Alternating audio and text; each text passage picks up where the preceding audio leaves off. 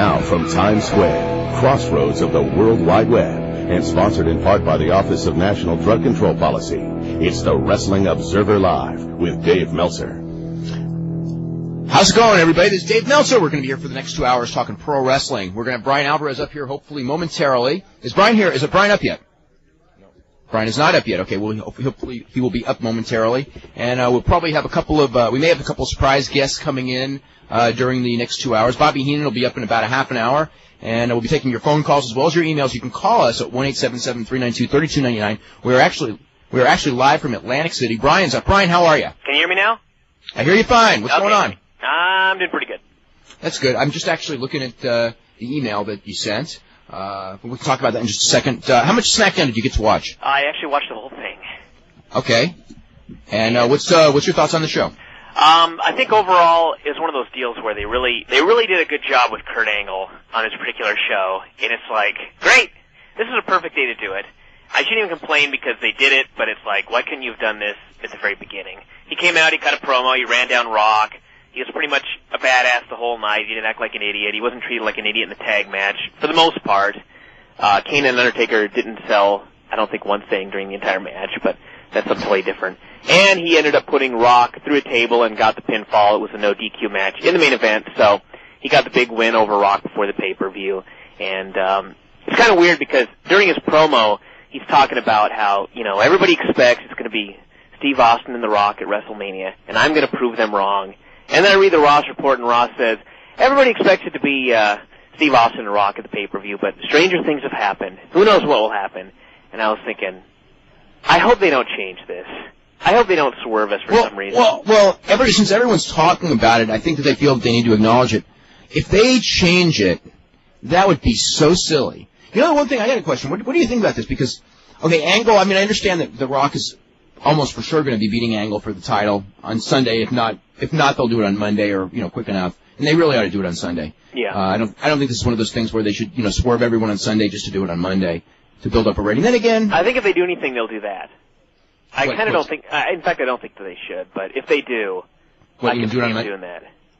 Yeah, I could, Raw's ratings are a little bit flat, but I think that, I don't know, I don't even know that Rock should have been pinned last night. Angle definitely needed a big win, especially since he's going to lose the title, and I can understand, the guy who's about to win the championships, can lose a match because he's going to win the world title. But I almost think that, Austin, and then again, we'll see what happens with Austin and Triple H. And also, the other thing is what happens with Triple H as it pertains to the main event, because there's an awful lot of people who think that he's going to get in that main event somehow. Mm-hmm. I'm one of them. You think it's going to end up being a three-way? I kind of do. What else have they really got going for Hunter? What can they set up in 1 month?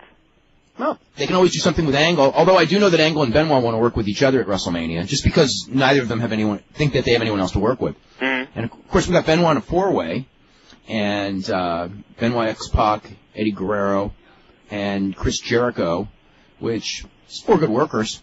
Yeah.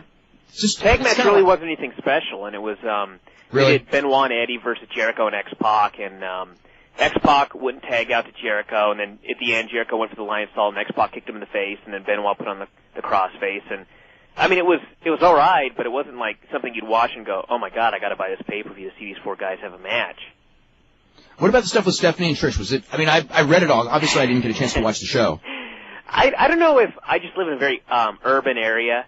But there was something about this skit where they're backstage in a parking garage at this arena, and there's a bale of hay back there, and even more importantly, what city were they back there. What city were they in on Tuesday?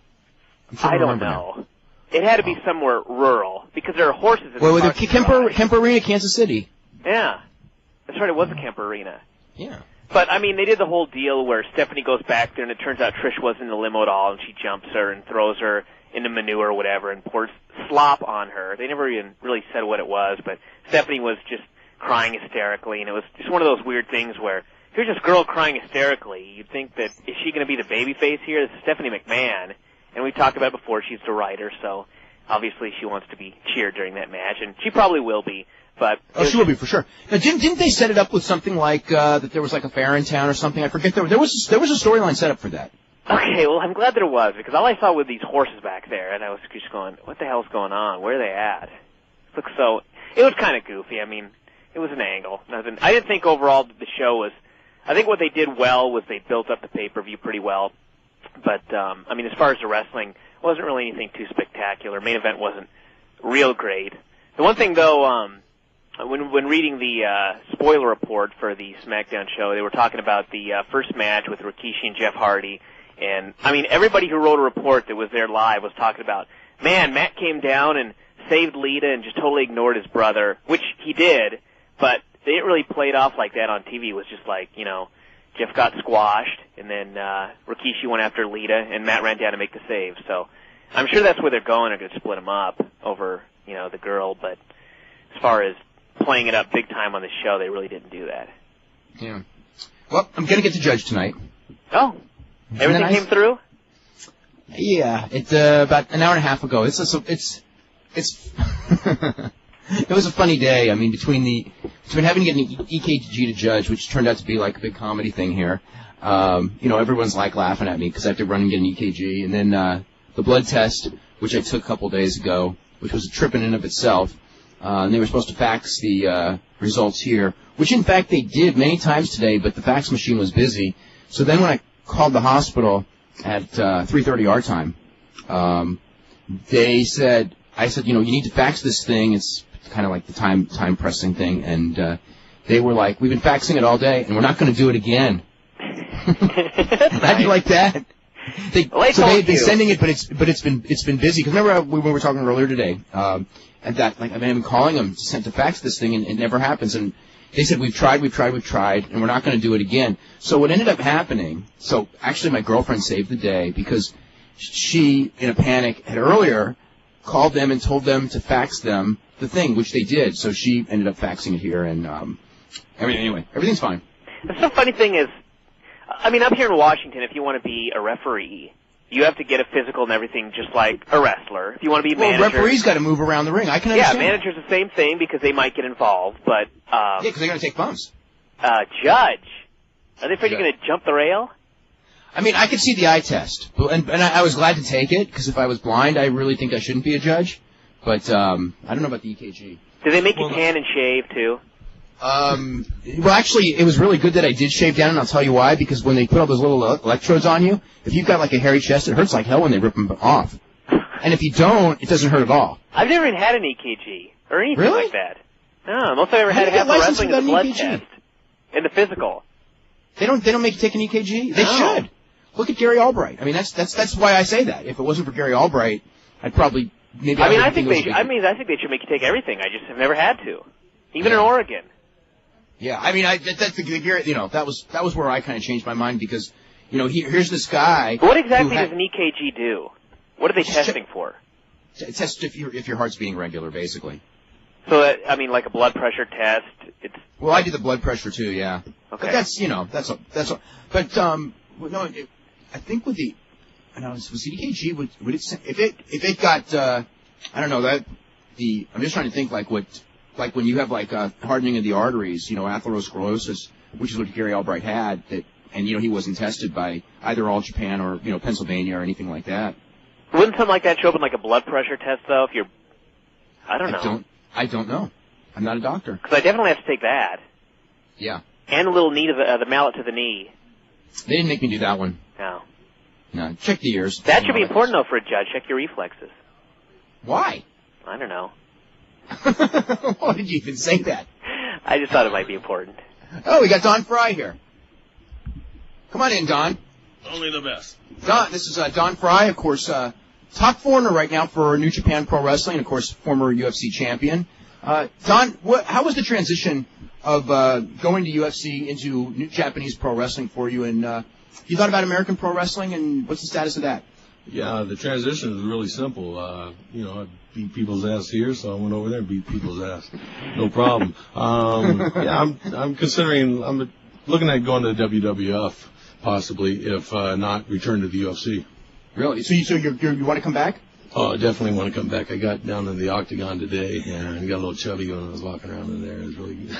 Now, you're a lot bigger than when you were in UFC before. What about 25, 30 pounds? Yeah, exactly. I'm weighing about 230 right now. I went down 10 pounds due to an injury.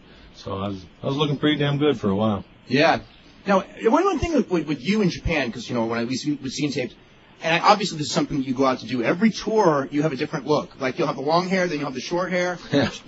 Shaved chest, long tights, short tights. Is that one of those things that you're just doing to keep yourself fresh? Or? Yeah, I start out with short hair and then put a weave in, No, I had a long hair and a goatee, and they called me up and told me to clean up my act. And, so, chased me away from the bars and all that. So, it was pretty bad. Now, how do you like, you're in Japan like several months, it seems like several months out of the year now. How do you like it's almost like a second home type of a thing? Yeah, definitely second home. All the maids know me by name. Bartenders definitely know me by name. Spend half my income over there. Are you still doing a lot of training in Minnesota?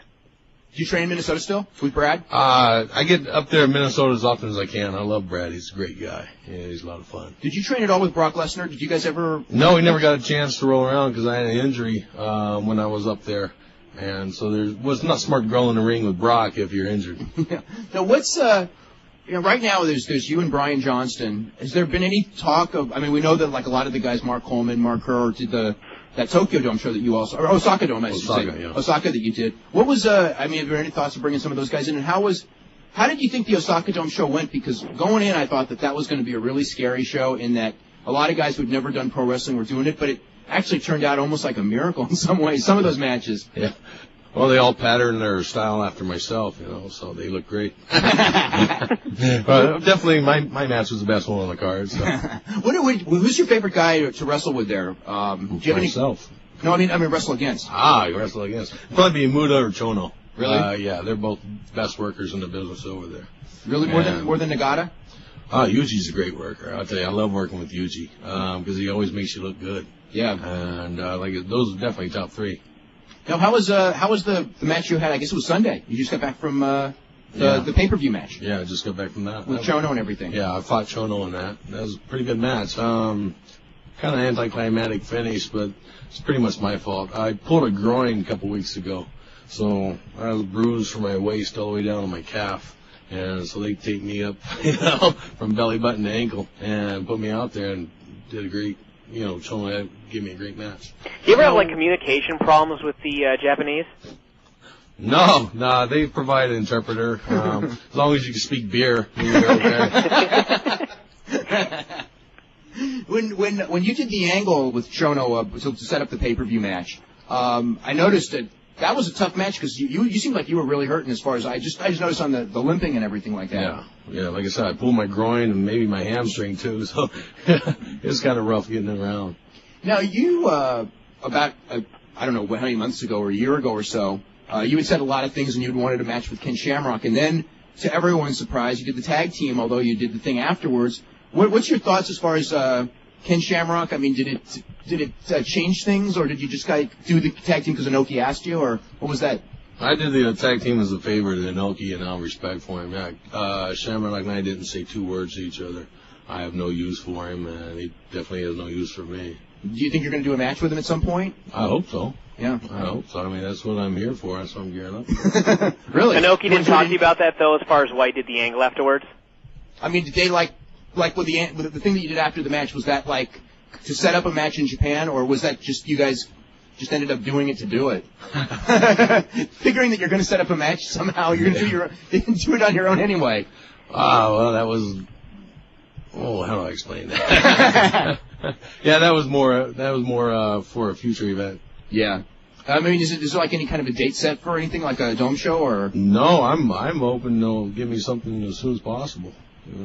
Now, what does New Japan think as far as you talked about wanting to go back to UFC? Are they for it, against it? I haven't told anybody about it. Oh, okay. No, it's just like telling them, hey, I'm going to go negotiate with Vince McMahon also. So it's not wise. Yeah. So, I mean, as far as WWF and everything like that, is there any reason you want to go there? You want to kind of test yourself against the American style now? the main reasons for the money situation. Sure. There's good money over in Japan, but we don't get residuals or money from merchandise like they do over here. Mm-hmm. Now we got a question here. It's it's actually basically how many years do you think you have as far as there's a timeline as far as coming back to mixed martial arts. You don't want to do it when you're 40. I don't think. No. So what are you about 30, 33-ish? Yeah. 33. Yeah. 29. For the second time. So how many, what, do you have kind of a thing where, because Ken Shamrock was actually like this, it got to be where I guess he was 35, 36, and it was like, if he didn't, he left the WWF, and then he was doing pretty well there, and the idea was he knew if he didn't do it now, if he waited 2 more years, he would be too old to do it. Do you kind of feel like, if you don't do it now, if you wait till you're 36 or something, that's going to be hard to go back? Well, I want to come back forward to fight a Shamrock, either Ken or Frank. I don't care. How about Bob? I'll fight Bob. Oh, I think he's the craftier of the three. Now, is there any particular matches aside from, obviously you're going to probably have a return match with Chono, perhaps Osaka Dome? Yeah, I don't know. I think Chono's injured right now, so he might take a 3 months off. He's got a real bad neck.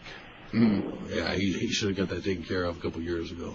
Well, one of the things with everyone in Japan, like Muto with the knees and everything, they're great workers and they're really, by the time they're in their late 30s, they're mid-30s even, they're really banged up. It's a very tough style. I mean, how physically, compare this to when you were fighting in the UFC. Now, you had some real awards in the UFC, but then, the New Japan's a different kind of wars. Yeah, I had a couple injuries in the UFC, and then I've had more injuries in New Japan. Yeah, it's definitely tougher because you do it more often, and it's a lot stiffer style than what we have over in the States. Now, looking back, one of the most famous matches you had in UFC, which I think is the only loss that you ever had in the UFC, was the Coleman match. Looking back, do you think, you came in and you had, and I'm trying to remember that night, you had 2 pretty tough fights. You had Brian Johnston, and I forget what the other one was, and Coleman did not have as tough a fight, so you were coming in more tired than him, and eventually, do you think that if you had started out fresh, and he would have started out fresh without the 2 fights with each of you, do you think that would have turned out differently? Oh, definitely. I think it would have turned out differently. I'd like to think so. But that was my own fault, like everybody, we all get cocky, and we don't train as hard. And I didn't put as much effort into that fight like I should have, into the training and preparation for that. So I paid for it in the long run. And, this is God's way of whacking you in the back of the head and telling you, get your act together, boy. Now, what was your thoughts as far as, and physically, how were you after the Ultimate when you beat Tank Abbott? You had a broken hand early on, came back, you got whacked a couple times early, and then you choked him out in about a minute. It was about the most exciting 1-minute fight, I think, in UFC history. Yeah, it was pretty exciting. I'm glad it was over. Not all the excitement I could stand for that night. I mean, did you get a broken hand out of that? Yeah, I broke my hand out of that, and then they pinned it and pulled the pins out 3 weeks later, probably prematurely, because I broke it like a year to the day after that, and then they put a plate in there, 5 screws, and all that good stuff. Now, how does that affect? How would that affect you coming back, or would it at all? Well, I'd ask them if they put a steel stud in that. Doctor wouldn't go for it. But I don't know. We'll have to see how it will affect me. I mean, I've hit a couple people in the streets, and it hasn't been yet. So. Hey, that reminds me. Tell us the story about Ernest Miller and you. Oh, shoot. I went down there to interview with WCW, and during the interview, I guess I made Eric Bischoff mad, and he starts talking about Ernest Miller, and he's building this guy up like he's 10 foot tall and bulletproof, Phone rings. He says, oh, yeah, come on in. He says he's outside, and he's going to come in right now. Guy walks in, he's no bigger than me, so that from the beginning doesn't impress me. And so we all go to lunch, and we're sitting in a booth, and Bischoff is between us, and Ernest starts telling me about how there's never been any real kickers in the UFC. And I said, well, what are you talking about? Maurice Smith was in there. No, I beat Maurice Smith. And he never even did a full contact fight, as far as I know. He'd never been hit. And I says, Maurice Smith was, several times world champion. He's a legitimate deal. No, I beat Maurice Smith. I'd kick his ass. I'd kick anybody's ass. I said, well, maybe so, but you don't understand. These guys, professionals, will take you down. You might get 1 or 2 kicks in, and they'll take you down, submit you. Nope. nobody will take me down. I'll kick all their asses. I said, no, you really don't understand. These guys will take you down and they will cement you. No, nobody can beat me. I kick all their asses. I got tired of it and I leaned over, on top of Eric and put my finger in Ernest's face and said, listen, goddamn, I guarantee you one thing, you never kick my ass. And that was pretty much the end of my career at WCW. They sent me a bill for the room and everything. Now, how's Brian Johnston doing over there? Brian's doing good. Brian's good talent. Big, strong monster. Yeah. Yeah. I mean, he's athletic. Probably one of the most athletic guys I've ever seen. How have your matches been with Norton? Because I think have you wrestled him once or twice, maybe in a tag a couple times? Yeah, I've wrestled Norton a couple times in solo matches, and Norton's fun to work with. He's got a lot of experience, and it makes you look good. Mm-hmm. We are live in Atlantic City, where in just a couple of hours, the UFC Battle on the Boardwalk, UFC 30. Actually, it's probably about the 34th or so pay-per-view, but a couple of them they didn't use numbers, so this is number 30. And we actually have probably the most decorated star in the history of the UFC. And I don't know where he is, but we also have Frank Shamrock sitting in front of us. And usually the dogs announce me, but they weren't here. I thought I heard trying to do my own bark trying to do my own noises. It's not working. We got Frank Shamrock Jr. Brian, real quick, any major wrestling news we should get to before we start talking with Frank? No, there's nothing happening today. Unless you want to talk about the shutdown that's not taking place. The shutdown's not taking place. They are trying to book dates in April for WCW. Only 5 dates. It'll be 5 Mondays because there's going to be no pay-per-view in April. They're still taking the April pay-per-view off to go for a big show on May the 6th. And that's pretty much it. We got an email that I saw, and I don't know if this is right or not, saying that Christian York and Joey Matthews had signed with WWF right before they were going to get a tryout match on WCW on Monday. Yeah, I heard that same thing. Wow. Yeah. WWF's being aggressive. When you're going after... They're being aggressive as far as trying to get these guys. Frank, how you feeling these days? I'm tired. No, I feel good. Just, I got this commentator job, so I'm trying to be as professional as possible and interview everybody and do all that stuff. What do you think about the show tonight? It should be an awesome show. I mean, the structure of the show has definitely changed, been upgraded, if you will. They're much more organized and seem to care a lot more about the events, Zuthor Productions. All the fights are solid. And I think there's one that I don't really like or don't care for, but other than that, it's a whole solid fight card. Mm-hmm. Do you know anything about Mark Robinson? Just that he is probably the strongest man ever to walk into the UFC. Yeah.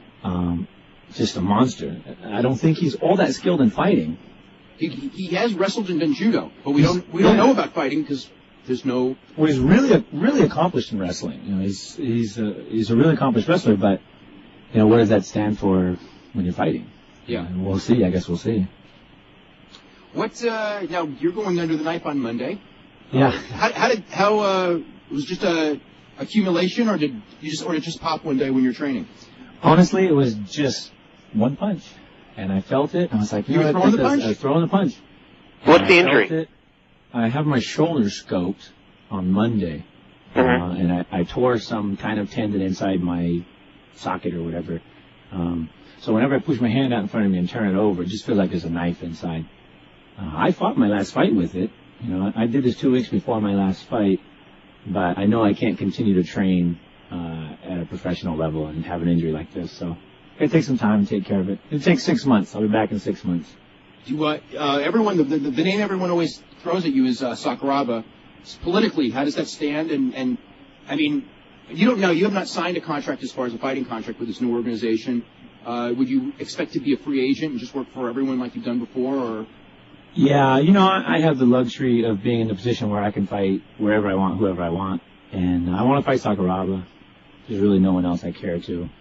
I think if the UFC grows, I'll probably be fighting Tito again if he's still got the belt.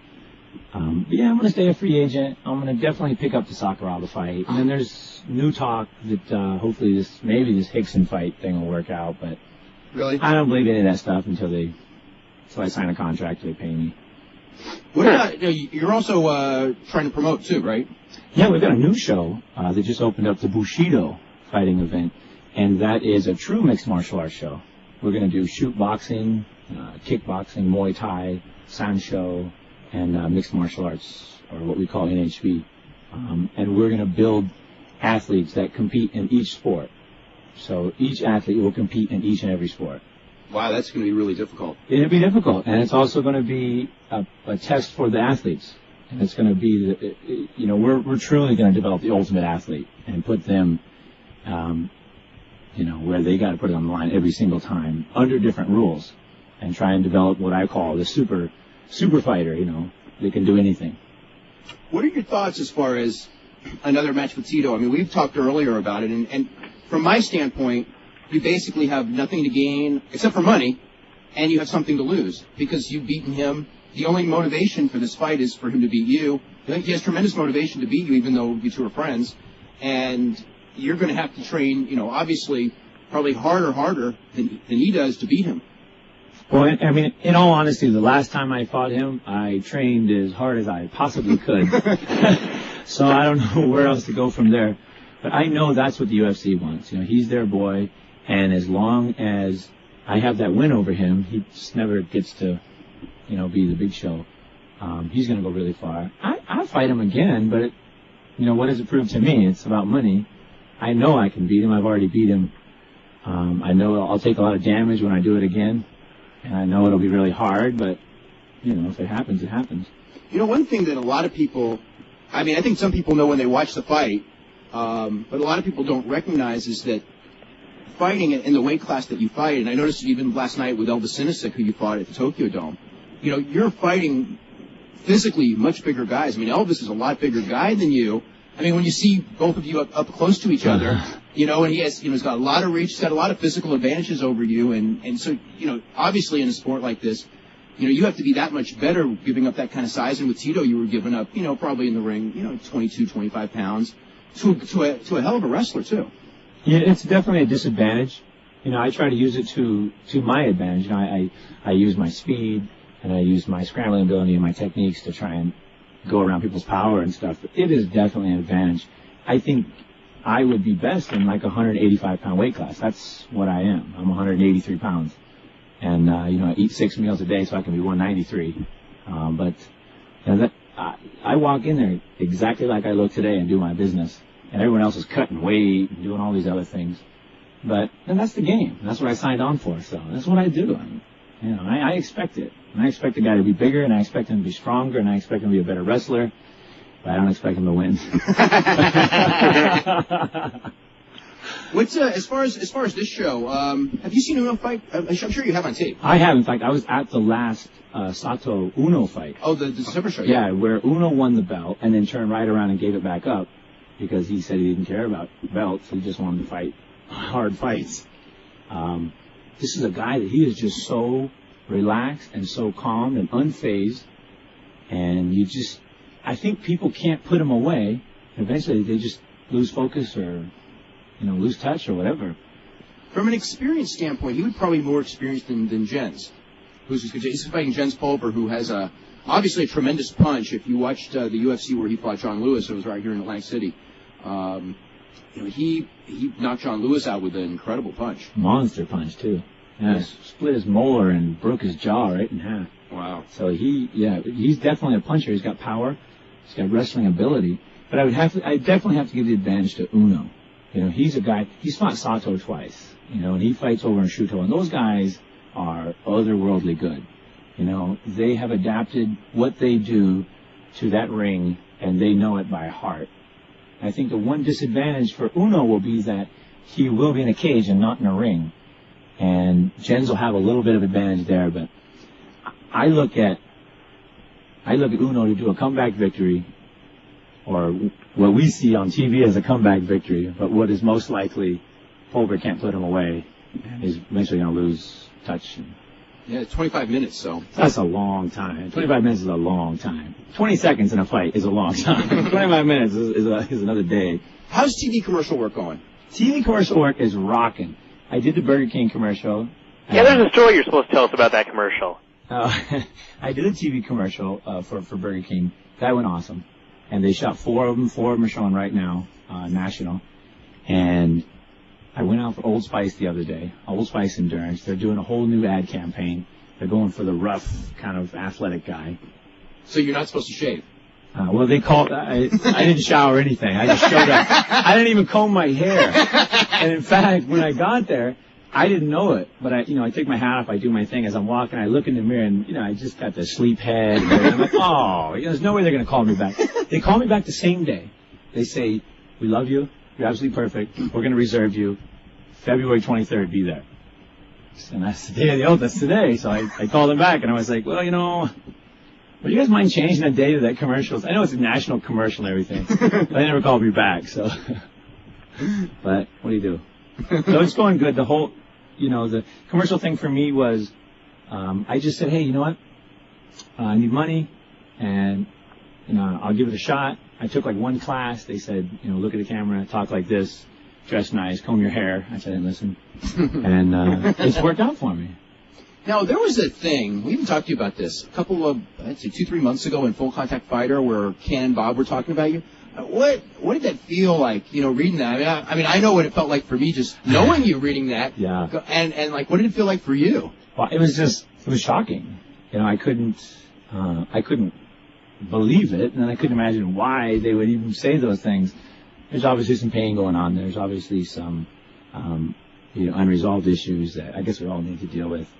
But, my message has always been to them, and you got my number, you know where I am, and I love you both, and when you're ready, pick up the phone, and we'll deal with it. Yeah. And until then, we're just kids, throwing rocks at each other. It's silly. How do you like L.A. right now? I don't. Really? Well, compared to San Jose? You know what it is? It's the traffic. It's just, everything is 5 miles away, but it takes you 30 minutes to get there. And it's just horrendous, And I go on one acting call, and it's a full day thing. It takes an hour to get there, and you sit there for an hour, and it takes an hour to get back, or 2 hours, or 3 hours. Other than that, it's exactly the same. I train all day long. I sit at my desk, the rest of the day or night, and I teach class, and I go to bed. So it's pretty much the same to me. Mm-hmm. Okay, we've got to run to a commercial break right now. And actually, we can why don't we bring on Bobby Heenan real quick? Okay, well, let's go. Oh, Bobby Heenan's on the line already? Bobby, how you doing? Hello. Hello there. I can barely hear you. On the line. We can hear you fine, Bobby. Okay, you're a little weak. Okay. There you go. Jack it up. Okay. Everything should be fine. Bobby, how are you doing today? I'm doing very good, Dave. How are you? Oh, we're doing really good. We're actually here in Atlantic City. We're at the UFC. We're talking to Frank Shamrock. You're probably very familiar with his brother Ken. No, I don't know him. No, I really don't. No, I really don't. Never in the same. No, they never. You probably never met him, but I'm just saying familiar with him as far as heard of him. Oh yeah. I don't mean to be disrespectful. I just haven't seen the man fight or haven't seen him wrestle. I saw him a couple times on Vince's show, but that's all. Right, on Vince's. That's what I meant on Vince's show. Should we just start? Hey, what's your thoughts coming off of the pay-per-view, the WoW pay-per-view that you did the announcing for a couple weeks back? It was really fun to do. McLean's people, they really treated me nice, professionally. The girls were very polite. They were hard workers there. They were a little green on some moves and stuff, but it was interesting to do, and it was a lot of fun. Now, I got I find myself now looking up trunks.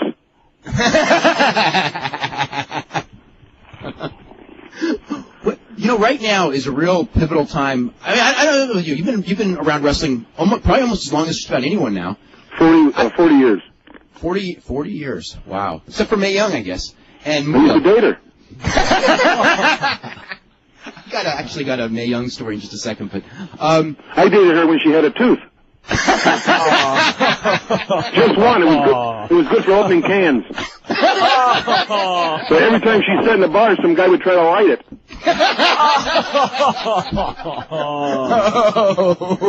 Dude, I gotta ask you a question. Yes. Do we have heat, you and me? Not that I'm aware of. Me neither. I was doing a radio interview the other day, and some guy said, I hear you're doing Meltzer's show this week. I said, yeah. He said, I thought you two had heat. I said, I only talked to him one time, and I think that was Oakland at the bar. Right, yeah. And I said, no, I have nothing against David or anybody. Yeah. A lot of guys don't like dirt sheet guys. Oh, yeah. And my opinion of you guys are? What? First Amendment. It's your right to speak. It's your right to write anything. If you don't like the way we're doing something, you have a right to say something about it. You're a fan. I'm 100% for it. One of the things that I wanted to bring up is in the 40 years that you've been in wrestling, I somehow think in many ways, maybe you could say the mid-'80s was a very obviously very pivotal time in the wrestling industry. I think that this year coming up is real pivotal. I mean, I've never been. It's like wrestling is in many ways, from a mainstream standpoint, it's like worlds above what it was for probably most of your career. Yet at the same time, I'm very worried about the business, especially if WCW doesn't make it. Vince McMahon is doing great and all that, but I think that the business needs competition. ECW looks like it's pretty much on its last legs. We're done. And what do you think of WCW, the future of WCW? Because you worked there for several years, and you know where it's at, and you know where it was 3 years ago too. I'm surprised it lasted as long as it did. Really? Really? There's no direction there. What do you think? I mean, do you think it's so far gone that it can't be resurrected, or what? If you were put in a decision-making power, I mean, what type of things would you do to at least attempt to turn the thing around? I would take everyone that works at WCW and put them in a room and roll in a hand grenade and start fresh. I wouldn't have a WCW. I would change the name of it. I would change the look of the belt. Talent-wise, I don't know where you're going to find talent anymore because everything's been pretty well used up. But there's a lot of good talent out there, but they have to be produced. And that's what I think. I think they have to get back to interviews, like with Gene Okerlund. I think they have to get back to finishers. I think they have to have 1, 2, 3s or submissions. I think the people pretty much discussed it now with run-ins and the people going through tables. And I think they just need to get back to entertainment. What's your thoughts as far as, one of the things Eric Bischoff just did was basically get rid of all the women, and there's pros and cons to the women, and certainly I never liked when they put the women in actual matches because I thought that kind of, it demeaned the product in a lot of ways, but at the same time, the women are a part of the appeal. Do you think that they needed to get rid of the women, or just make sure to use them smartly? Well, yeah, that's right. We use them smartly, but when I was there and they had the Nitro girls, I thought they were over. I thought they were hot. And the fans loved them. I used to go to on sales with the Nitro girls, and guys would come and bring them flowers and candy, and they were really over. But when they put them in the ring, those girls weren't wrestlers. They don't belong in the ring, and they didn't want to be there. So, go ahead. I think that was one of the things that killed the Nitro girls. The mystique of the Nitro girls was trying to make them performers because they weren't performers. They were dancers. That's like taking the Dallas cheerleaders and putting a helmet on saying, get in there for a play. And the results were almost as bad. No, but they were a different kind of entertainment, and the people loved them. And when we went to break, they'd come out and dance. It'd keep the place hot. People would be up for everything. And with the woman manager, there's no payoff to it because you can't touch them. You know what I mean? Like China, you can touch because she's a big woman and a muscular. But like Elizabeth, I mean, you can't pile drive Elizabeth. You do it once, but then she can't be around for 6 months. I never understood why they phased him out at all from the dancing rule. I don't know either. I have no idea why. I think everybody, it's like that kind of like the Peter principle, where everybody they change you until the point of where you're no longer valuable. Well, I don't know. I don't know where the thinking went there. I mean, they did so many things wrong in production. Like we were here in Atlanta one time, and Mark McGuire came into town, and Goldberg went out to see him at the ballpark, and McGuire ripped Goldberg's shirt off and rubbed his bat on it and went out and hit 70 home runs. Do you think we ever shot it or aired it or anything? No. Vince would have had 27 different angles of that. And he would have gotten it on SportsCenter and everything. You bet. You bet. Yep. Okay, we'll start with Dan. Dan, Chicago. What's going on? Hey, guys. How you doing? Hey. Hey, Dan. Dad. Whoa. What's this? Whoa. What's this? Hey. They're gone. Someone's breaking in. Okay. Well, hopefully we'll get this. We're going to Sam in New York. Sam, what's up? Hey guys, hey Brain, you're my favorite commentator. Thank you. And I just think I think you're hilarious with your Papoose to go. Oh yeah, I remember her. What was it like working under Vince Russo during his first reign of terror in WCW? Reign of terror. I wouldn't call it a reign of terror. I would call it a drizzle. I had never had anything to do with the man. I maybe spoke to him twice or said hello, or that was about it, but never had a conversation with him. Okay, and is there a huge difference between the locker rooms in WCW and in the WWF? Well, I haven't been in the WWF locker rooms for 6 years, and I wasn't in the WCW locker rooms. We had our own trailer the announcers had, and I very seldom ever went into the guys' locker rooms. Okay. So I don't know. Our locker rooms are locker rooms. A bunch of naked people walking around. They all look alike. What do you think is the best match that you have ever commentated?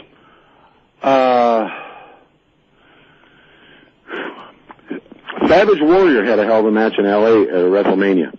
Okay. And boy, there's been some good ones. You know, Rude and Jake the Snake. Who do you think is the best commentator today in the business? Well, besides me, I'd have to say Lee Marshall.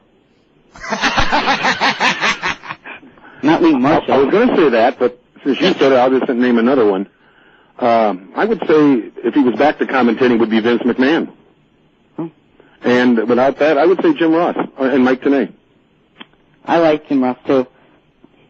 Aren't you supposed to say you like Mike Tenay too? Do you will you be commentating with WOW in the future? Pardon? Will you be with WOW in the future? Well, I don't know. I just did that the one pay-per-view for them, and I haven't talked to him yet about it. I'm not really sure what I'm going to do yet. I just want to do commercials. I want to do. I just want to have fun. I don't want to be obligated to an organization and under a contract and have to travel all over the world anymore. I just like to have fun things, and that's what I want to do. And man, they found out. They found out Frank was here. Frank Shamrock's now. And are you going to be writing a book soon? Yes, I'm not sure how soon, but I will be writing a book. I talked to a man the other day who wrote a book with George Burns, and him and I are talking a little bit. And I want it done right. I don't want to be a paperback or look like a AAA journal. You know, I want to tell about how I started. I went to Marigold Arena when I was 10 years old in Chicago, and how I got hooked and started from there, and where I am right today. And I want it to be done properly and right. Okay, that's it. Thanks, Brian. Hope to see you in the future. Okay, guys. Thank you. Okay, so now you started watching pro wrestling. Was it early or mid-50s? I was 10 years old. It was 1954. So was it still on national television, or would it have been right after losing national television? Or do you even remember? I remember when it came on Dumont Network, which was the ABC. I'm not sure when they lost it or what happened to that, because I left there in 1960, Chicago. And the wrestling we had on in Chicago at that time was Vince McMahon's from Bridgeport, Connecticut in 1959. Oh, really? Yeah. And that's where they plugged and they put the Rogers-O'Connor match together. Is there any, of all the, you've been everywhere, basically, and all these different eras, what was your favorite era? To be an announcer, to be just part of the business? What was the most, as far as most fun, and you thought, like, where wrestling was the hottest?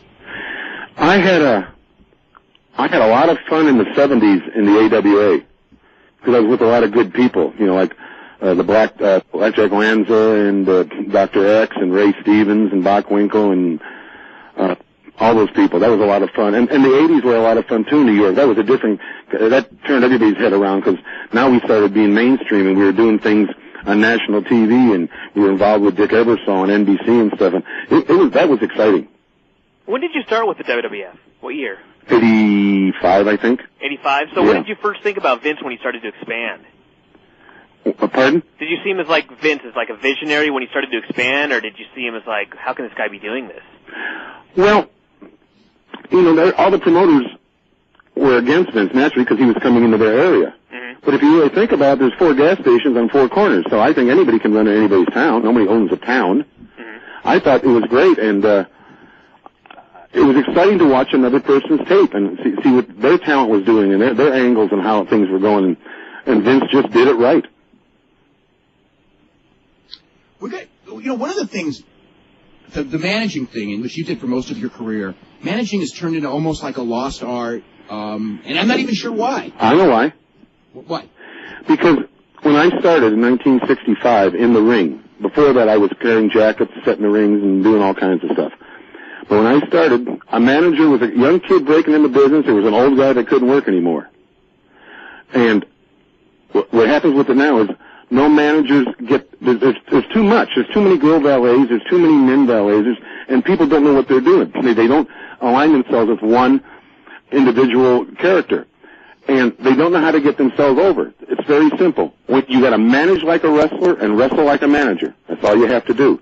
When I was outside that ring and my man was in there, every time he took a bump or got hit, I reacted, because I had an initial investment in the man. But when I got in the ring, naturally, I didn't want to be there. I wrestled as a manager.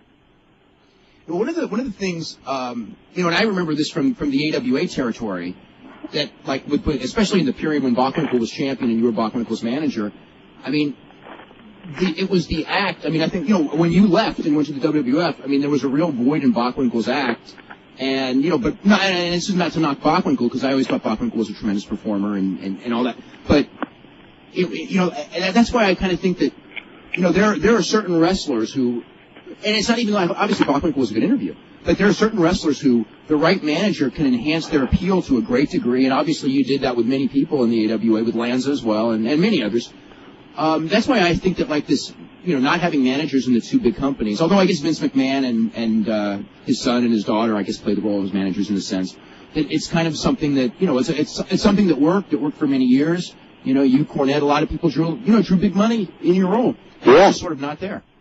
Well, they think it's old hat. They don't know how to do it is what it is, and they don't have anybody that can do it. They don't know how to train anybody to do it.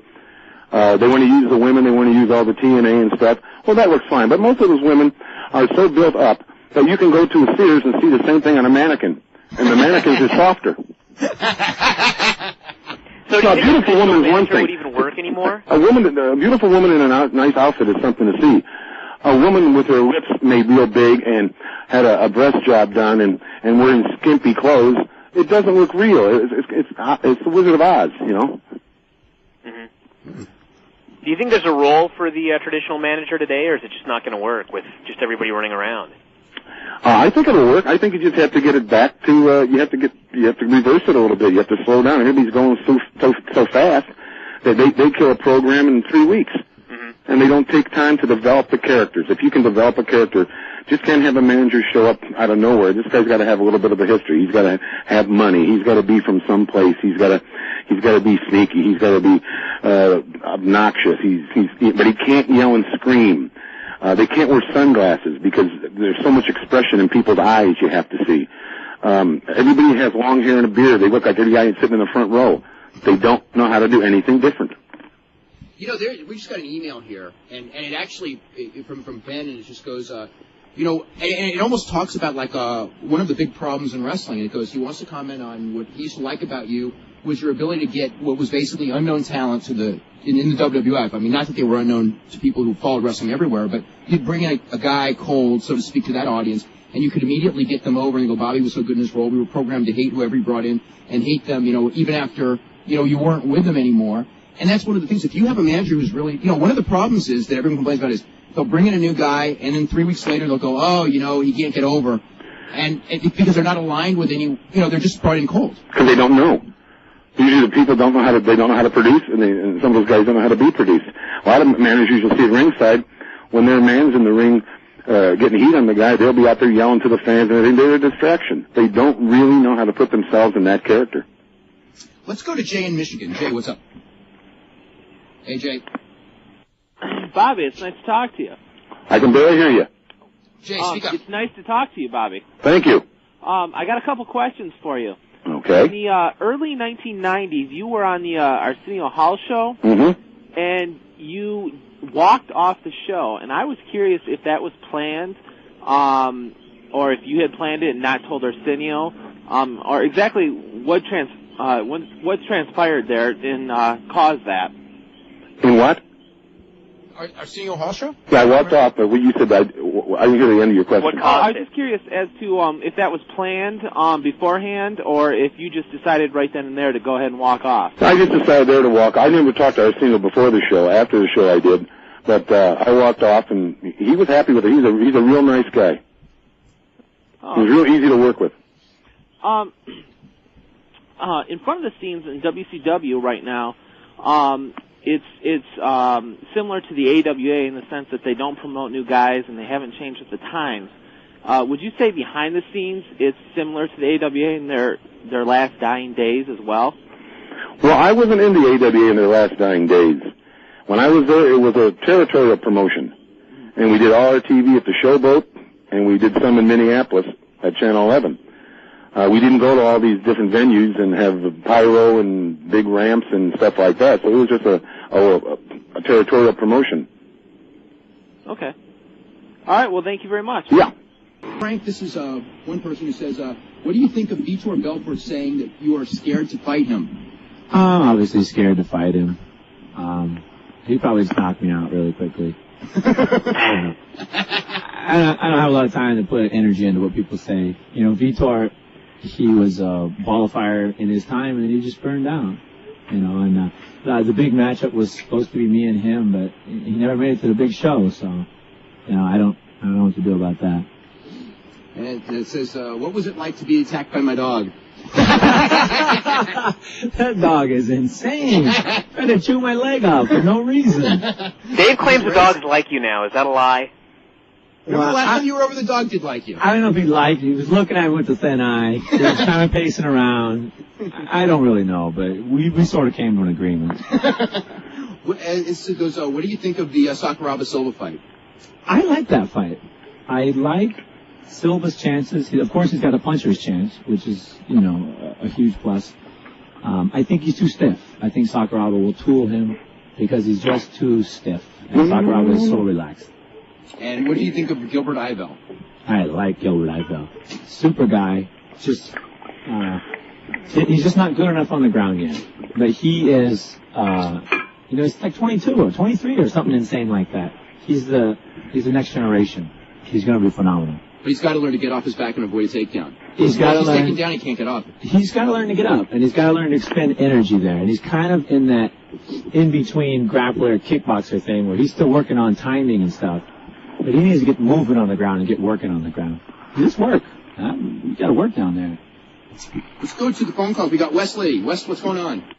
Hey guys, I wanted to ask Bobby, what did he think of Vince Russo, how he treated a lot of the bigger names, you know, like how he handled the situation replacing you with Mark Madden. It seemed like he really tried to do everything to, you know, I know they needed to create obviously new stars, but he really seemed like he wanted to come in and really didn't respect a lot of the older names. No, he didn't. One of the reasons that he refused to honor the last year of my contract, I read where Russo said he wanted more of a MTV, a younger look. So he hired Madden. Actually, I think, what was it? But it's like getting rid of Pamela Sue Anderson and having Zsa Zsa be on the beach.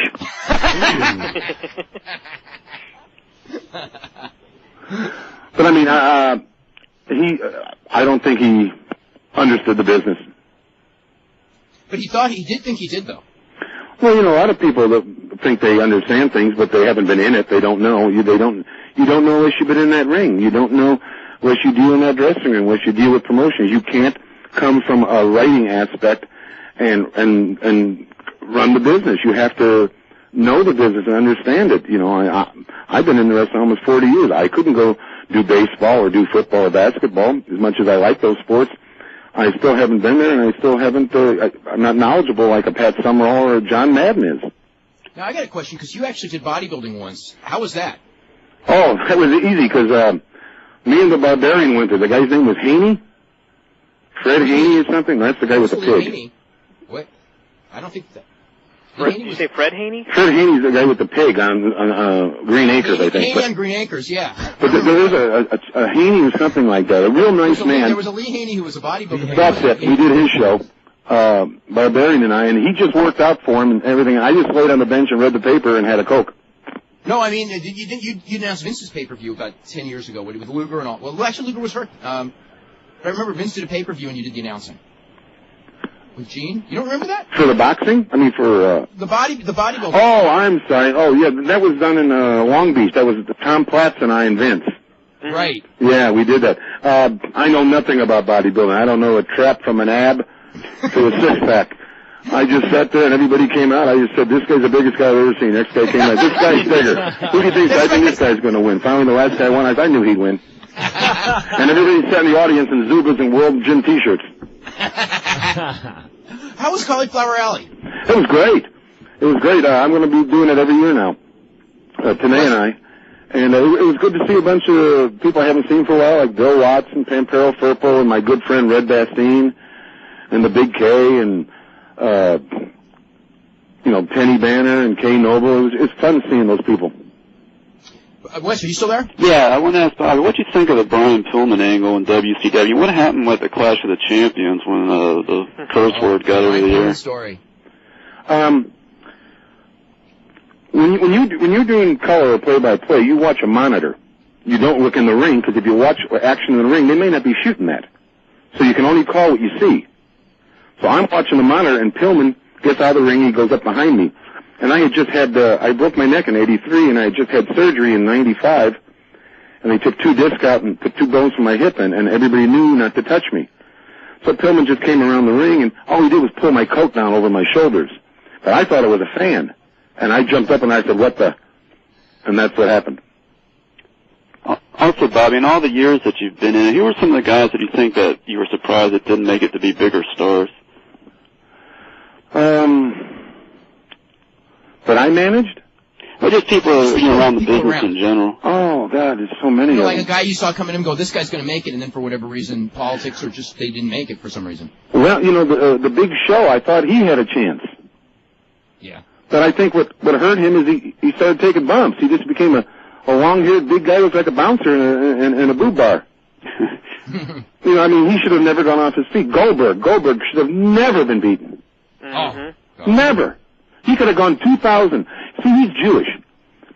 You know how many Jewish people out there that own TV stations and industries and commercials and products? Really. And we've never had a Jewish champion. And they would love this guy, and he would be great for the business. That's what I always thought. What did you think? I mean, like before that they did the heel turn on Goldberg, because I remember going into that. I guess it was last July, and I mean it was kind of out there that they had asked him to do it, and he was grudgingly willing to do it. And I thought, to me watching it was like, why are they doing this? I mean, one, it was too early, and two, it was like they already had heard him, but it's like why? He was the only guy people believed in the company. Why, it's like screwing the fans. You know what I mean? Oh, I know exactly what you mean. I never understood why they did that either. And first of all, when they did make him a heel, people still liked him. He wasn't really a heel, because he probably only lasted a heel about an hour and a half.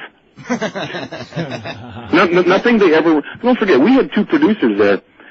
One was used to be a makeup girl that couldn't get her eyelashes and her eyebrows straight. And the other one used to be a receptionist, and they made them producers. That explains They couldn't produce a flatulent at a bean convention.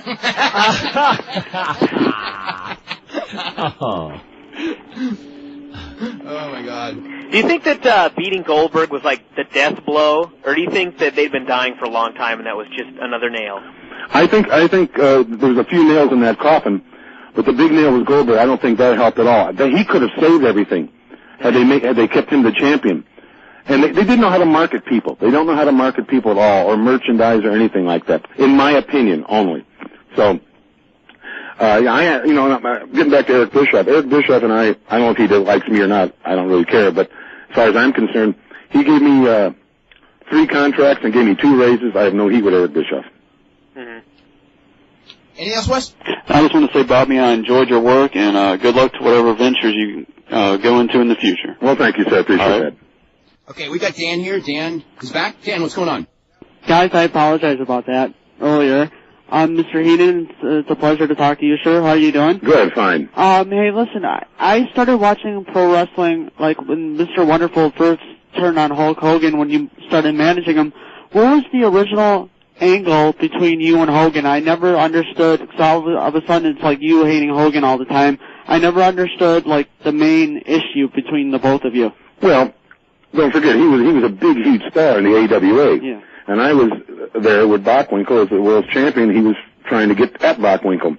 And so when I went from the AWA to WWF, it just rolled over. Okay. So that was the whole... When Hogan first showed up in the AWA, they actually brought him in to be a heel with Johnny Valiant. Mm-hmm. And the people took to him so much that they went babyface with him. Well, I was in... Go ahead. Okay. At what point, when you saw Hogan, did you, in Minneapolis, did you think that he was going to be as big as he was? Or did that surprise you that he got as big as he was? Well, first of all, I knew Hogan before he went to the AWA. I was, in 1979, I was in the NWA in Atlanta, Georgia, managing Superstar Bill Eadie, and I was with, Killer Carl Cox and Blackjack Lanza. And, Hogan started wrestling down here, and they gave him the name Sterling Golden. And I never saw a guy that big. He just was huge. And then when I left there in November of '79, and I told Vern about this guy and Wally, I said, "This is the guy you got to get your hands on." And then he went to New York, and Vince Sr. gave him the name Hulk Hogan, and then he went right from there to Minneapolis, and when I came back from Japan, the program started. Now, what exactly was the neck injury that you got in '83? Was it just cumulative injuries from taking bumps, or what exactly? I was in Japan. I was Harley racing, and I won a tag with Haku and a guy named Onita. Mm-hmm. And Onita does a lot of goofy stuff. Pardon? Onita actually became really famous later. Yeah, but this was '83. And he, you know how Hogan drops the big leg on you? Yeah. He came off the top rope and dropped the big leg in my face. And it took my head to the left. And that's what tore everything. He didn't mean to do it. He just missed his mark. Now, so was Hogan, you said? No, Pardon? No, it was Haku and Onita. Yeah. Okay. Now, you when you were in there, like in the AWA days and all through the 70s, I mean, you were known for that spot, where whether it would be Dick the Bruiser or whomever would be chasing you around the ring, and you would take that, like some of those crazy bumps and then skedaddle over the top rope. And some of those, that probably didn't help in the long run either, wouldn't you think? Or does that not have anything to do with it, with your neck problems? I don't know. I just know that I never had any problem with my neck or anything until he dropped in my face that day. Mm-hmm. And then I got up, and my whole my neck never hurt. It hurt from my shoulder into my wrist, but never into my hand. And my little finger in my left hand stood straight out for a while. Then that went away. And then as you take more bumps, and you're up in Minneapolis where it's 18 below in July, and it just wears on your body, and you take more bumps. And age, you don't heal like you do at 20 as you do when you're 30, 40. So. I'm 28. Yeah. So how long could you take bumps after that? How long? When was basically the last time you decided to take any at all? The last time I worked was in '91 against Fuji in Long Island. Uh-huh. That was my last match. Because I remember a match, I can't remember what it was, but I think it was like you were standing on the apron, and I think it was the Ultimate Warrior gave you a clothesline or something like that, and it was like a shot from your waist up, and he gave you this clothesline, and you like did a complete flip, and you just disappeared off the screen, and I just saw your feet coming up, and it was like the craziest bump I'd ever seen in my whole life. Should have been on my honeymoon. Oh. Well, a lot of stuff with the Warrior you couldn't control. Hey, what was it like working with Ali? With who? Muhammad Ali. I never worked with him. No, didn't you took a bump in '76 in Chicago? I remember watching on Wide World of Sports. Oh, I didn't take a bump. He was in the ring. He had an exhibition with Buddy Wolf and Kenny J, and then Nick and I were to get in the ring and challenge him. And we got in the ring and just challenged him. That was for the Ali and Inoki thing. Right, it was right before the Ali and Inoki thing. Yeah. I remember Howard Cosell announcing it and him giving you a big haymaker and you taking a big bump and the whole thing. Howard Cosell's announcing this is on network TV and he's just going like, in all of this, Ali could still get hurt, while he was doing the Buddy Wolf match. The funny thing is I don't remember taking a bump. Yeah. I wish I could see a tape of that. Yeah, you did. No, I don't remember that. Yeah. Well, I remember one thing Ali said to me the first time I met him. He said, "Are you a good guy or a bad guy?" I said, "I'm a bad guy." He said, "Do you guys get a lot of women?" And that's what he asked me. But he was real cordial, really a nice man. Let's go to John in Texas. John, what's going on? Not much. How you guys doing? We're doing great. Hey, Bobby, what's up? How you doing? I'm good. Listen, I've been a fan for a long time. I remember growing up and watching you, and I remember you and Vince had a Saturday morning show on USA, and I think that was probably my most fond memories of you on TV, because you and Vince did these little skits that were just hilarious all the time. I was wondering, what was that like working with Vince on USA and doing that show? Well, I started in 1965, and I went to New York in 1985. So I had already been in the business 20 years. When I went to work for Vince McMahon, it was the biggest eye-opener of my life. He was the best producer I've ever been around. He knew how to get the best out of anyone. And he took his time with you. He didn't insult you. I want it this way. This is the way it should be. Try it this way. You maybe do 50 takes, but he'd get the right one, and he made you feel confident, and he gave me and a lot of other guys the ability to go do these other things in different areas of television and stuff that we never did before. and he was the best at producing that I've ever been around in my life.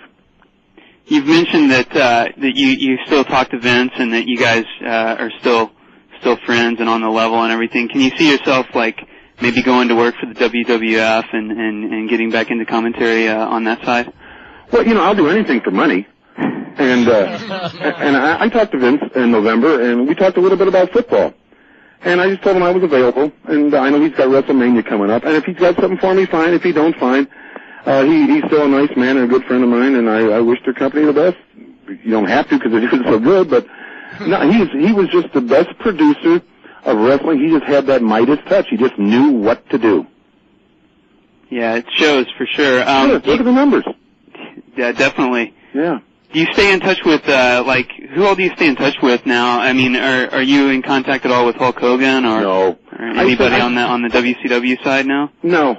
When I talk to Tenay, but when I come home or I'm home, I have my life with my family and my friends outside the business. I never wanted to be around people in the business 24 hours a day because all you wind up doing is talking wrestling and it gets so stale and all everybody does is have sour grapes and no place to spit the seeds. It's just horrible. So if you have another life and then you go to work, and that makes that part of your life different.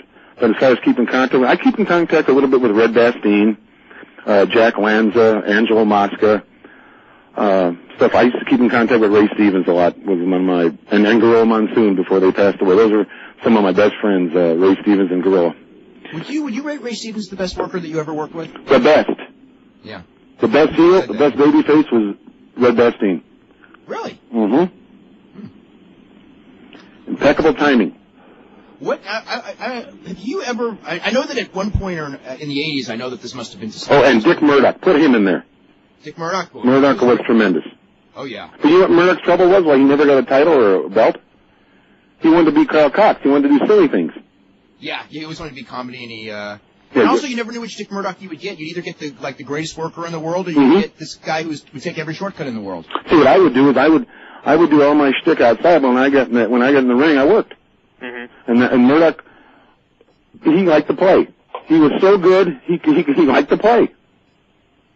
Have you been watching much of WWF? You've been watching Kurt Angle? Yes, I like him. I like him a lot. Do you think he kind of has that same problem where it's just so much comedy outside the ring that people really don't take him seriously in the ring? How big is Kurt Angle? 5'10"? 5'10", probably 230. Does that sound about right? Maybe a little. Well, that might be his only problem because WWF always had huge men. Mm-hmm. Like Andre and Stud and that. A lot of people don't know. When I was hired by Vince to go to the WWF, I was hired to manage Jesse. Yeah. And Jesse had blood clots in his leg, or something happened to him in San Diego, and he couldn't make it to the Garden that night. So that was my first time at the Garden. Vince put me with Stud. Mm-hmm. That's how that happened. Has anyone talked to you about doing sitcoms? Has that ever, come up? No, it hasn't. I've had a couple agents, but, I don't live in L.A., but you have to go to calls, and you have to go for readings and stuff, and I'm not going to fly out there 3 times a week and sit in a room with a bunch of people and read for something that I don't get the thing at. I don't need that job, so those guys out, those professional actors out there, they really work for what they do, and they really work hard, and they're there for all the calls, and I just couldn't be outside while I was still in the business. Mm-hmm. Bobby the Brain Heenan, Frank Shamrock. Frank Shamrock Jr. We're a couple hours away from the UFC. Tito Ortiz and Evan Tanner for the middleweight title, main event, and first World Bantamweight Championship match. Caro Uno from Japan against Jens Pulver, and plus Josh Barnett and Pedro Hizzo. Bobby Hoffman against Mark Robinson. God, I don't think Bobby Heenan would be wanting to fight Mark Robinson at this point. No. Former World's Strongest Man competitor Elvis Sinisek, who Frank fought in December against Jeremy Horn, and Fabiano Iha against Phil Johns, a couple of prelims. They'll probably, some of those fights would be on TV. What do you think of Elvis Sinisek, Frank?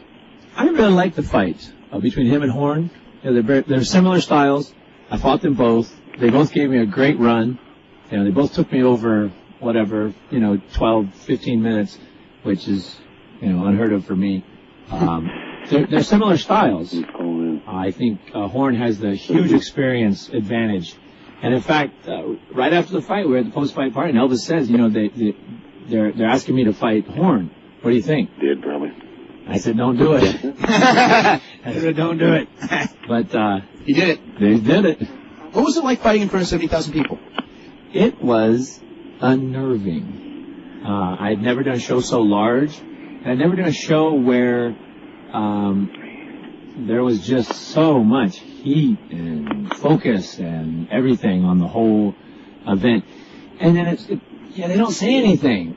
And it's 70,000 people, and they're not saying anything, and that's just really unnerving. They were all quiet. They're just going, his shorts don't fit right. It's just weird. It was weird. They need to say something. Let's go to Tom in California. Tom, what's going on? Hey, how you guys doing? Doing really good. I have one question for Bobby. I know that you're around when Vince did the WBF. What do you think he's doing different with the XFL now that that's out? What do I think he's doing different? Yeah, to make it kind of successful. I don't know. I don't know either. No, it's a different thing. The bodybuilding and the football is a whole different thing because you got different camera shots and they're different people. They're real different. Yeah, the only thing I don't like about the XFL is I don't like all that talk on the sidelines and in the dressing rooms and stuff. Nobody has anything good to say. But I do like about it? I like the kickoff where they run and go for the ball. I like that too. And I like when they have to go for the point, they don't get to kick it. I like stuff like that. And these guys are hard guys. They're guys that work and they just want to make it and they just want to play football. There's a market for anything. What do you think about him using wrestling announcers for the football games? Well, that's called cross promotion. I don't know. People say Jim Ross really isn't that good. Well, I think Jim Ross knows an awful lot about football. I know that. I think that part of it is that there's a lot of people who are... They just say it's wrestling.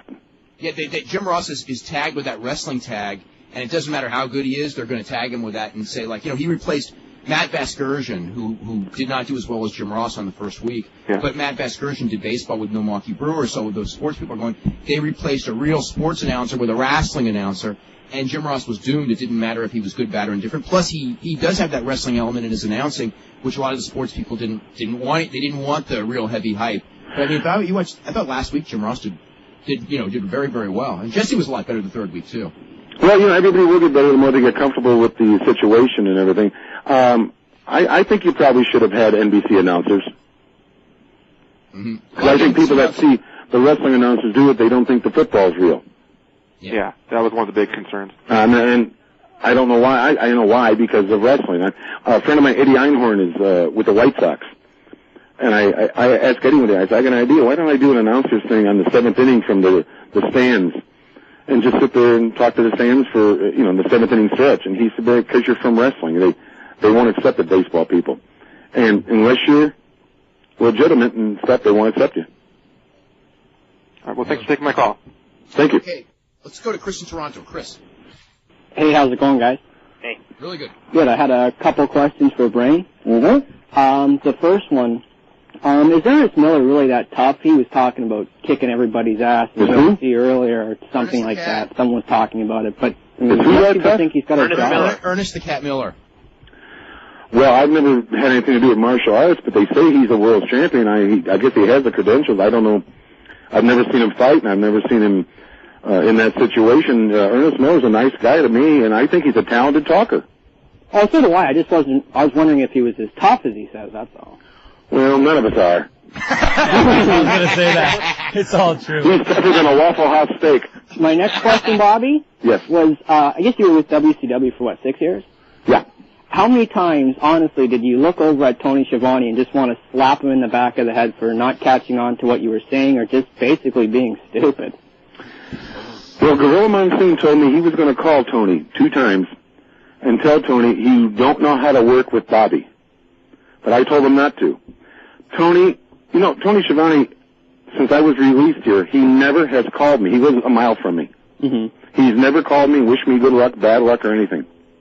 Nothing. Right. Of all the people at WCW here, I got calls from a makeup girl named Maxie. I got calls from Keith Mitchell, one of the producers. I got calls from guys all around the country. Tony Schiavone has never called me. Well, that says a lot about Tony Schiavone. I hope to see you on SmackDown or something. Bring it. You should be back in wrestling. Well, it's fun. I just want to have fun now.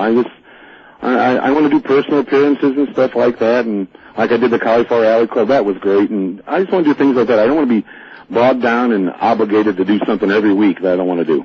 Well, cool. Good luck in your future, Bobby. And I just want to say it's up to everybody in the chat room, man. Okay, cool. All right. What was it like working with Dusty Rhodes? Well, you never knew if you were at a rodeo or Haight-Ashbury. But Dusty was no problem. Dusty, you didn't understand everything he said, but he was entertaining, I thought. And I thought I had no problem with him. Mm-hmm. Not that I had a problem with anybody.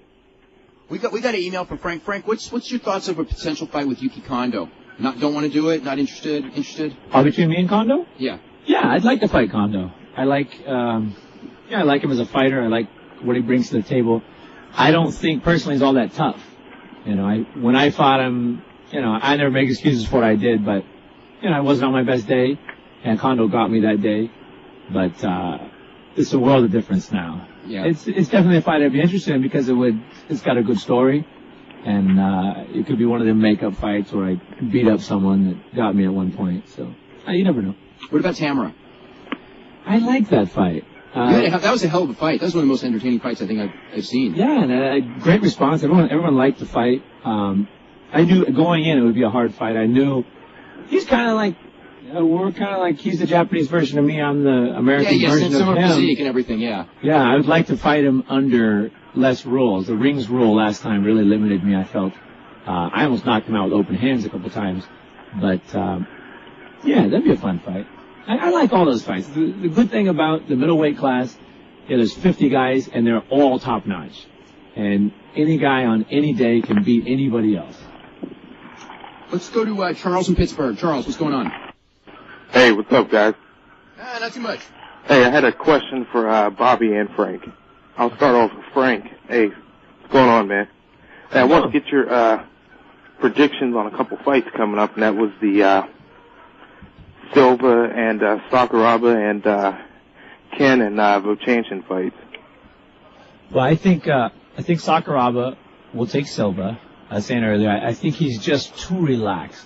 I think he'll just be too smooth, and he'll use so little energy that he'll have more towards the end to clean up the deal. Ken Shamrock, Igor Vocianchin, I think Vocianchin will win. Ken should win by every right. Ken has every ability to win, style-wise, wrestling-wise. He could easily beat Vocianchin, but I see Ken get knocked out just because I think that he has a difficult time changing game plans when the heat comes on, and I think that may be his downfall. But I hope that I'm wrong. Do you think with the new rules that it will favor Vanderlei against Sakuraba? I think, kicking to the head, knees to the head. I think it will favor Vanderlei slightly. But again, I just think he's too stiff. He's always got the puncher's chance. He's a hell of a puncher, but he's so stiff. He's so serious and a ball of tension there that I think Sakuraba can run circles around him. With Ken, if you were coaching Ken against Igor, what would the game plan be? I would tell Ken, run out, hit him with the right hand, and shoot on him. Ken's got a great right hand. He's got tons of power in it, and he is a devastating striker when he uses wrestling to set it up. But when he's just a striker, he's not a striker. And I'm not a striker. I don't claim to be. But that's a tough fight to call. But I think that Vocianchin will come out on top. But do you think Ken could keep him down on the ground? Because it seems like the only person that could really do that was Coleman, and that was after Vocianchin already had 2 fights and he was already tired. Yeah, I think Ken can keep him down. But they have rounds in this, right? It's 10-minute rounds? 10 minutes and then 2 5s. Yeah, so they have rounds, and that's a big problem. Ken he's kind of one of those ego fighters. You hit him, and he's got to hit you back, and that's the wrong game to play on this one. And I hope he plays the smart way, because he can take him out easily. And my last question was for Bobby. Bobby, I was wondering if you could tell a couple Andre drinking stories, because I heard you started to tell one about on WCW Live, where the one where you guys were in a bar and they called for last call, and I guess he ordered a bunch of drinks or something. But I'll go ahead and hang up and listen. Thanks for taking my calls, guys. Okay, very welcome. Andre, you were around Andre a ton. Oh yeah. Oh yeah. Oh yeah. We got on a plane one morning in Chicago going to Omaha. Andre used to like to have a few in the morning, like 4 or 5 triples. So he gets on the plane and we're in first class and he's pulling up the armrest between us that, you can remove that and just gives him a little more room. And the stewardess comes by and she says, "What can I get you?" So Andre says, "Screwdriver." So about 10 minutes goes by, she comes back and hands him a screwdriver, a Black & Decker screwdriver. You know what Andre says to her? "What would you have brought me if I'd have said Bloody Mary?" So I take the stew in the galley. I said, "Ma'am, you may be new at this, but this is maybe will help you with your job. When a guy gets on the plane, he's 7'5" and he weighs 550 pounds and he's tanked, don't bring him tools." What's the guy wanted? A jackhammer. But Andre, he was hard to travel with sometimes because he didn't like people. He was tired of people asking him how big he was, how much he weighed, how big his hands were. He was just tired of that. And he knew he was dying. Yeah. Let's go to Tim in Texas. Tim, what's up? Hello? Hey there. Yeah, I just wanted to say to Bobby that the greatest match I ever saw was that Royal Rumble with Ric Flair winning. And I just wanted to, I always wanted to say you did the greatest selling job I've ever seen of any wrestling match I've ever seen. And, thank you very much. That's pretty much it. And I just wanted to thank you for one of the best lines in wrestling. "We're not the kind of guys to say we told you so, but we told you so." I thought that was the most entertaining match I've ever seen. I just wanted to say thanks. Well, thank you very much. I'm glad you enjoyed it. Let's go to Tony in Connecticut. Tony. Yeah, hi. I had a quick question for Bobby. Mm-hmm. First of all, are you doing any further projects with the WOW promotion at all? With WOW? Yeah. I may do the April 8th pay-per-view. I'm not sure yet. Well, I had 2 quick questions about it. Sure. A, you Canadian? In your opinion, I know. In your opinion, does the WOW promotion of today bear any similarities to the Rock and Wrestling Connection 1985 WWF, as far as gimmicks and characters and all that? I don't understand the question. The rock and roll. Well, no, I mean. Oh, he's like he's trying to compare it to, like, say, 1985 WWF. Well, you can't compare it because it's all women. Yeah. And I just meant as far as the gimmicks and characters and the flashy storylines. Oh well, yeah, it compares to 2001 right now. Everything going on with the spandex and the pans and the beautiful ladies and the pyro and the lights and everything. Yeah, it's the same, but it's just women compared to men. And also, I was wondering, would you ever consider getting into managing again with the WOW promotion? No, I will never manage again. Oh no? No. Well, you were one of the greatest. Well, thank you, sir. I appreciate that. I was 5 years old. I thought you were one of the greatest. That was my dad. I just wanted to say that. All right. Bobby. Hold on, I got a plane coming over. You hear it? Yeah, I can hear it. I'm talking to you guys from downtown Beirut. I'm going to start managing Arafat. How can you not shave in 25 years and have no beard but stubble? And it looks like he's wearing a tablecloth from Steak and Shake. Oh, God. Bobby, when you were a kid growing up, were there any managers, or whether it be Red Berry or somebody like that you, like when you, did you idolize and go, yes. Oh, this is like who you pattern yourself after? Bobby Davis. Bobby Davis? Yep. Yeah. Bobby Davis is a friend of mine. I had a privilege of meeting Bobby Davis and getting to know him, and him and I broadcast a match once on I think it was Superstars or Challenge for Vince, and he lives in Bakersfield. He has about 10 indies, so he's doing pretty good. Ooh, I think we probably lost Brian. We got an idea during the break. I don't know what you guys think of it, but I think we figured out a way to save Vince on Saturday night. Celebrity XFL. No one likes that one. Nobody bit. Nobody did. Nothing. Okay, bad idea. Okay, Brian, save him then. You never even watched the football game yet. That's why I didn't get the joke. Okay. Let's go to Mike in Connecticut. Oh, Mark in Connecticut, sorry. Hey guys, how you doing? Hey, we're doing great. No slight to Frank. My question's for Bobby though. Everyone's questions for Bobby. Frank's okay with He's it. popular. Okay. Bobby, two things. First of all, I seem to remember you did a sit-down interview with Costas in '89 on the Later Show, and just help me out here. I believe it was Gene Mauch that referred to you as the smartest man in all of sports, or was it John Madden? Madden. Madden, okay. I was on the 88 Madden team. There you go. That was quite a title and well-deserved, I might add. Well, it was really nice. He sent me a nice plaque that weighed about 40 pounds, and I got sweatsuits and everything. And, I got to meet him one day. I was in Philadelphia, and I see his bus. Oh, yeah, he goes all over on that bus. Yeah, so I said Madden Cruises. So I'm standing outside the Marriott, so I walked over to it, and there's a guard in front. I said, is John Madden in there? He said, yeah. I said, I'd like to meet him. I said, I'm Bobby Heenan. Could you tell him that? So he goes in, he says, come on in. So you go in, and Madden's got about 10 TVs in there. He's got peanut butter and jelly jars all open with forks in it and stuff. There's socks all over the place. It looks like the Y. Oh, my. So what a nice guy, and he's a big guy. Oh, that's awesome. He's got big paws and everything. We talked for about 10 minutes, and I said, I don't want to bother you anymore. I'll leave. But what a gentleman. Oh, that's totally awesome.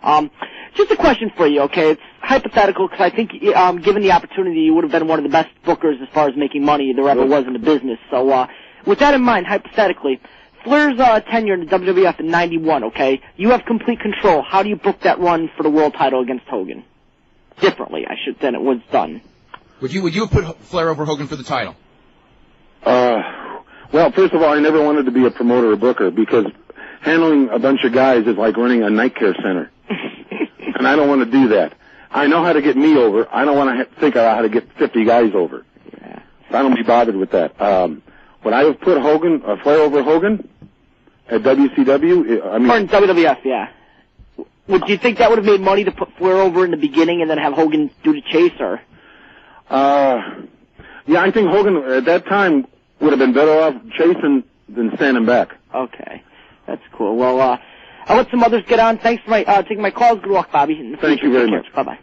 Okay, we got an email for Frank. Frank, have you talked to Pride at all about fighting? I know you have, actually. Yeah, I've actually met with them like 3 or 4 times. Then I have this other attorney who's brokering with them or whatever. But there's not a lot of interest in it. They keep telling me that I'm not a big enough name, that my name's not going to, fill a dome or whatever to fight Sakuraba. So I think that they just kind of want to use me as a stepping stone. They're looking more towards Hickson, but they don't want to pay me anything. So, whatever. Yeah. What about what organizations are you? You're talking UFC. Who else? Talking to the UFC, they really want me to fight Tito. K1 wants me to fight in the K1. They want me to fight not only no rules, but they also want me to fight K1 style. Well, what do you think about that? Because that's kind of out of your element in a lot of ways. It is. It's not my game, and I honestly don't believe that I can compete at a high professional level. But I kick ass and I'm good at what I do. And if I could get somebody who would match well with me, I'd kickbox with them. It's not any different. A sport is a sport is a sport. Kickboxing just hurts a little more. That's all. Yeah. Let's go back to Bobby. Bobby, when you made the move to WCW, what were your thoughts at that point in your career? The WWF thing was pretty much over, and were you excited about going into WCW, or was it one of those things where when you went in, it was kind of like it was just the job that came? Well, when I left WWF, my daughter was going to the University of Alabama, and I was just so tired of traveling, and I live in Florida, and I wanted to be closer and be more at home.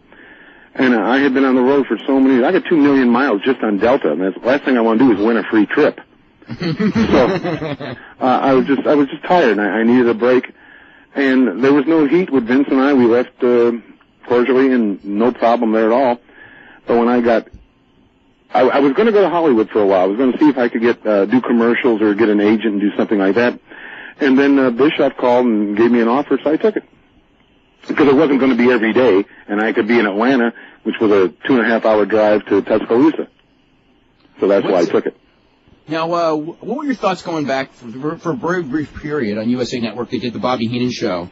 Wasn't all that long. What were, looking back, good pluses and minuses of that show, doing that show? Oh, that was great doing that show because Vince produced it, and he brought all the oddballs on for me. And it was just really fun to do. I enjoyed doing it. Whatever happened to the Rosattis? I understand. Who were the Rosattis? They were Everyone fans, always right? asks that question. They were fans from upstate New York, right? They were fans from Poughkeepsie. And they were friends of Vince's, and Vince liked them. And he'd give them tickets all the time. And they came by, and they were great fans, and I had a great fun with them. I guess one of them has passed away. One of the Rosattis has passed away. I'm not sure which one. But they were really nice ladies. Mm-hmm. What were some of your favorite Gorilla Monsoon stories? Because you guys worked together forever, had some awesome vignettes on the Primetime Wrestling Show, and we would stand in the corner at 42nd and Broadway. We were going down to Carnegie Dell at 57th Street to eat. So there'd be a cop stand there. So I'd say, we could tell he recognized us. So Monsoon would say, we got to go down here. I said, why don't we go up here? He said, because we have to go down here. I said, but I want to go up here. The light would change. We both walk in different directions. And the cop turned to the other guy. He says, they're both screwed up. I mean, one of the things when you guys did that show and you would do that biplay and everything like that, you really liked him. He was one of your best friends in wrestling, wasn't he? Who? Monsoon. Oh, yes.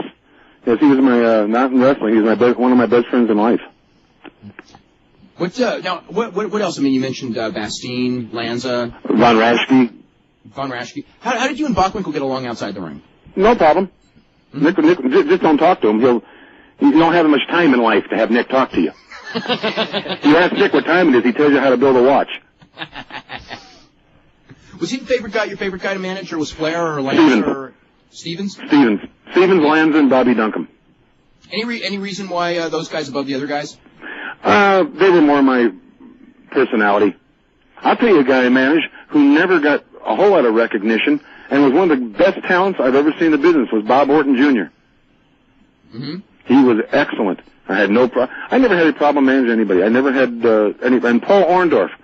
Paul was great. Paul was a little tense and tight all the time because he wanted to get over so bad and he wanted to make all that money. But because he came from football and so he's got that mentality. But I never had a problem with anybody except the Valiants. Really? Yeah, they were just white trash. Mm-hmm. Really, they conned everybody. They wouldn't pay for a ride. They snuck into hotel rooms. Just low class people I don't want to be around. Did you have any promoters? What promoter would you say was the worst one you ever worked for? Nick Groff. Everyone says that. Because everybody worked for him. Because he was bad. Got any stories about Nick? I met him one time in Nashville, Tennessee. I can't tell you the story because it's vulgar. No, really, it's really demeaning. It's a real bad story. He came in the dressing room and he made one of the boys, a young guy, stand on a chair and tell everybody different aspects of his life with other women and stuff. And he just was a horrible man. And the place would be full. You'd ask him how big's the house. He said, well, those people got big coats on and there are a lot of fat women over here. And I gave this side out to the veterans. So he was just a Tennessee hillbilly. Mm-hmm. Best promoter is probably Paul Bosch. Paid the best. Mm-hmm. Paul Bosch paid the best. You worked with him with Bockwinkel a lot. Mm-hmm. Yeah.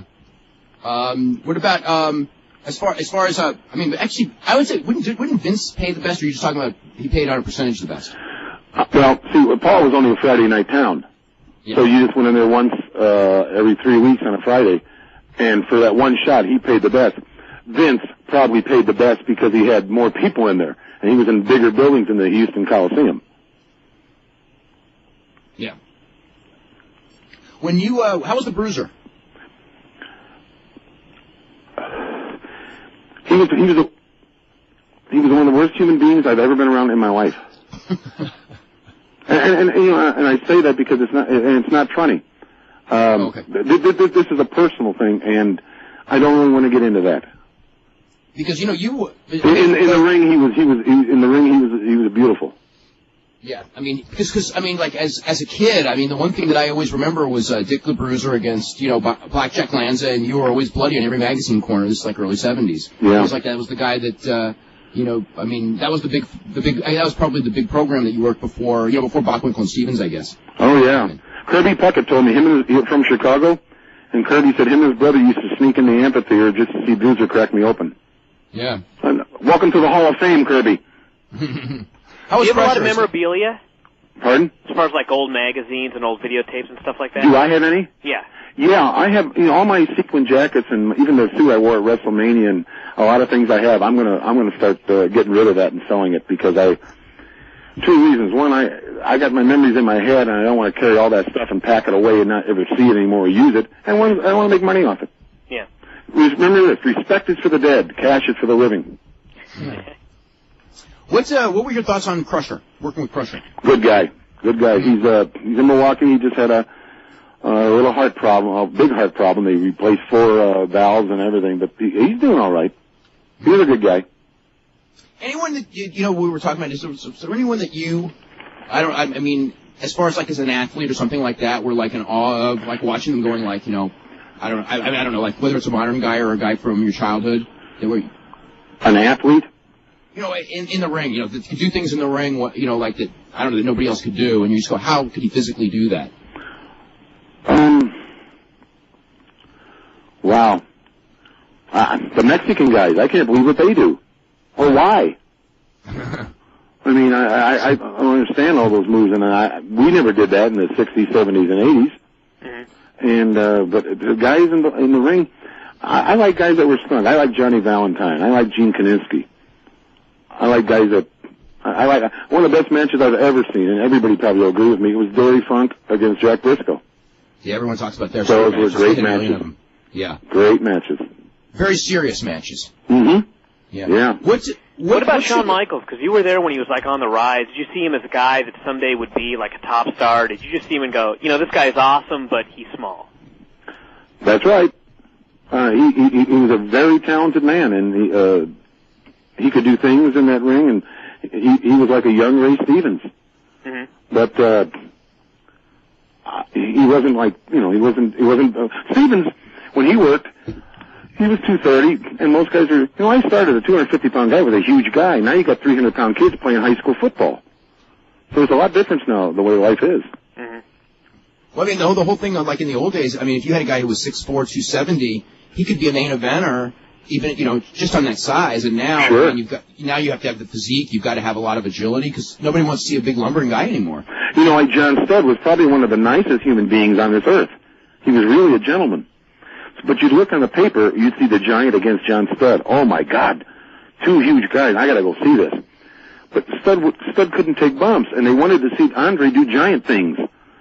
Slam him across that ring, press slam him, do that, and John wasn't capable of doing that, so when the match went on, they farted at it. Yeah, I remember a lot of Andre the Giant John Studd matches. Yeah, but you see what I mean? People paid to see the Giant do giant things, and he couldn't do them with John. Yeah. What did you think when you first, because actually you probably first ran across Andre early 70s with Vern, right? I met Andre in Japan. Even earlier than that. Yeah, and he was in Montreal working for Grand Prix. It was owned by Vachons and Carpentier and Dino Bravo. And that's when I first met him, and he was about 6'8", 400 pounds, and in 2 weeks he was 7 feet tall and 500. I remember that. I remember a story. He was making love to a girl in a room one night, and remember the Sheik Adnan El? Of course, Adnan Casey. He saw it. I said, what does it look like? Hello? Yeah, I can hear you. Okay. He says, it looks like a lion raping a rat. We're breaking up right now. I don't know where. Actually, still there? I hear something ticking. Yeah, we hear something ticking. I think they're about to try to get us before we go to the show. It says I'm ticking this, I think. Beirut comment.